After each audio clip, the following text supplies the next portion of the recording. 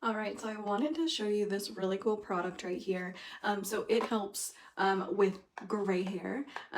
So here is the box that it comes in, and here is the actual product. And then it's really cool because it comes with this application tool right here. So you can put it in your hair. And then you also have this applicator that you can put on the bottle. I would also like to add that it smells really good. So I love that. But basically, all you do is, so I just got out of the shower, towel dried my hair. You put this into your palms, and then you use this. You can use this or you can use your fingers. I usually use my fingers, and you rub it into your scalp, and then it gets to your roots, and basically it brings out the natural pigmentation of your hair, and then as it grows, it's going to have your natural color.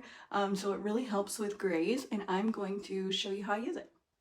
All right, so I'm putting it in at my scalp and then brushing it through to my roots. So it's very simple to use after you wash your hair, and then once you're done, you don't have to rinse it out. You can continue with your routine like normal. So I will be just brushing my hair and then blow drying it as normal, and we will be all good to go. So I love this, and I'm glad I could show you how it works. Don't forget to like, comment, and subscribe for more hair care tips.